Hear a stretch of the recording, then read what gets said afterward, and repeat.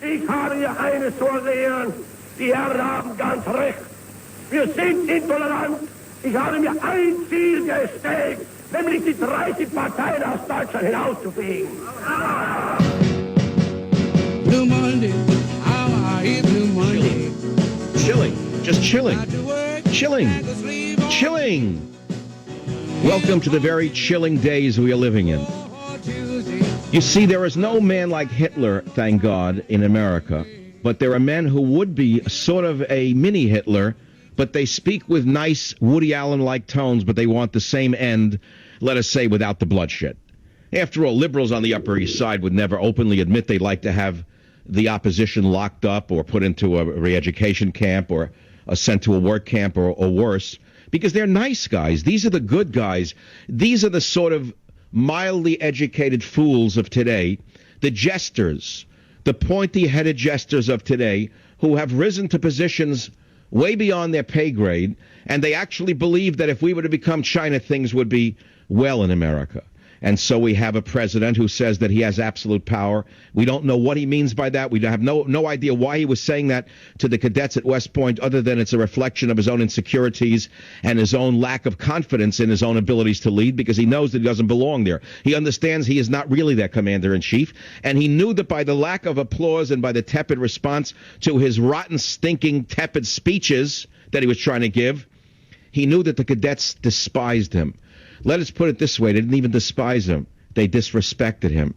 And there's nothing worse for a man who's insecure than to be disrespected. Make no mistake about it. A man of no accomplishments who suddenly becomes president has a very deep insecurity about everywhere he speaks.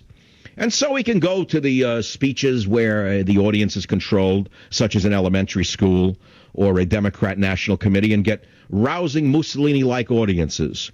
But when he goes to West Point, where the officer class is being educated, they sit there and they look at the charlatan and they know that this man is not equal to the officers who have trained them. They know he is not really capable of being their military commander, and he senses that. And so what does the chameleon, the brilliant speaker, the great commander of speech, do, since he has a sixth sense for audiences, or he wouldn't be where he is? He tells them, never you mind. Although you have guns and although you have uniforms, make no mistake about it, I am very much your commander-in-chief, and I have absolute power. So don't even think about me not being your commander. I have absolute power, like a child almost stamping his heels. That's what Obama did over the weekend at West Point, a child stamping his heels, dressed up in a sort of martinet-like outfit, saying, I have absolute power. And then we see the dimly educated Thomas Friedman of the New York Times, who was first on the Pulitzer Committee and then gave himself a Pulitzer, then went back on the Pulitzer Committee and then gave himself another Pulitzer. And before long, he started to believe he was a great journalist, along the lines of great journalists, whoever they may have been, and there were some, I guess, along the way. The same way that Christopher Cox was sent in by George Bush to be the watchdog of the SEC, watchdog of Wall Street, as the head of the SEC. And in fact, instead of watching the wolves of Wall Street, he ran with the wolves of Wall Street, because the wolves threw him a piece of meat every once in a while. And eventually, when he retired from the SEC, we don't know where Christopher Cox is today, but I can guarantee you his net worth is greater than it was before he became the head of the SEC. It's the same thing here. They move from one position of authority to another. They give themselves awards and prizes. They stay within their cloistered units of approval. And when they get out into the real world, they find out that they're not exactly who they would like you to think that they are. And so we are now facing the greatest ecological disaster in American history in the Gulf of Mexico, which our distinguished Secretary of Homeland Security called an ocean. She apparently does not know the difference between a gulf, a bay, and an ocean, which is very much like the mayor of San Francisco, who has never been on San Francisco Bay, so far as I know. Many of the most devout San Franciscans, all the political class, do not sail, they do not boat, they're afraid of the water, in fact. They have agoraphobia. They only like to go to places where they're lauded. It's the same thing wherever you turn over a rock. You find the same type of creatures lurking beneath them, and they are generally called Democrat politicians. So let's go on with the topic here while we're still able to do so, before Obama exerts his absolute power in areas that we're not sure We don't know where it might come down. We don't know whether it'll be an action against North Korea. Hey, I doubt it. An action against Iran. Hey, I doubt it. An action against China. Ha, ha, ha. No, it'll be an action against you. I can guarantee it. Or against a talker in talk radio, because we're creating too much dissent by being dissenters. And let me remind you of something else. In a nation where there is no dissent, you have a dictatorship. And you can quote me on that. The sound of a good democracy is violent, angry dissent. Let me repeat that. The sound of a healthy democracy is a nation where there is loud and angry dissent.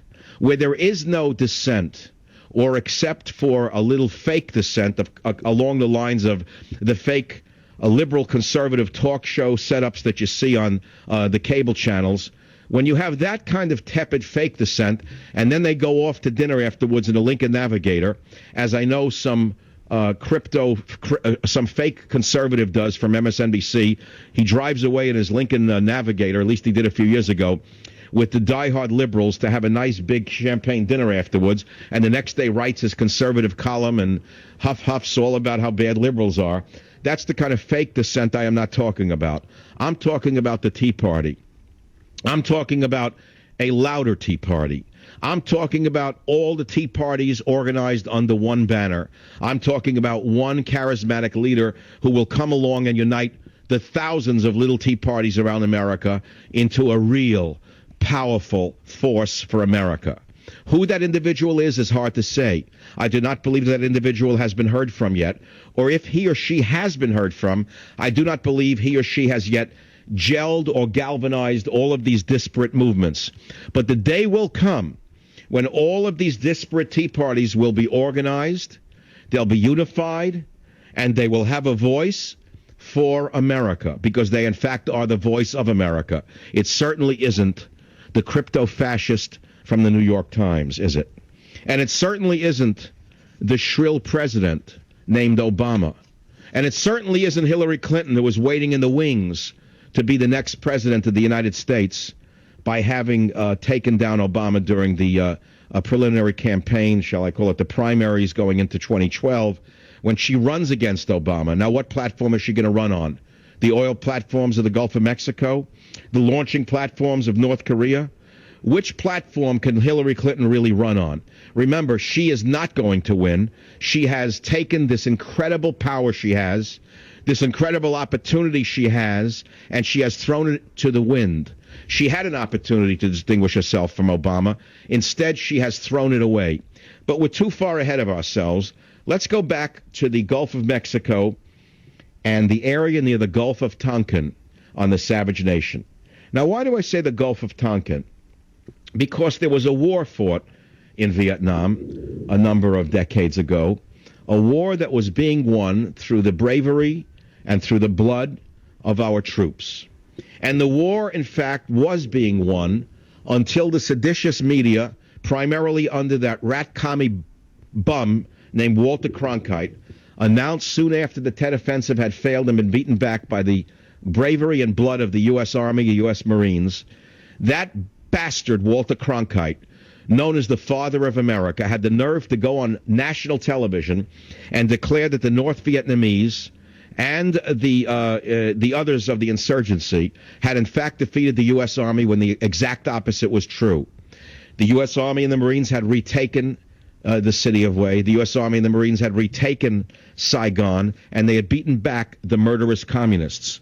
But Walter Cronkite, a long-term fellow traveler of the Communist Party USA, Walter Cronkite categorically poisoned the minds of millions of Americans and put a knife in the backs of the troops who were still left there to die and to fight. And so the troops were winning the Vietnam War, but the government media complex lost the war. Just as now, we have millions of people in this country willing to fight for America, whether it be in the streets or in the military. We have a political class who is telling them they are the enemy, not the solution. I'll be back. Savage.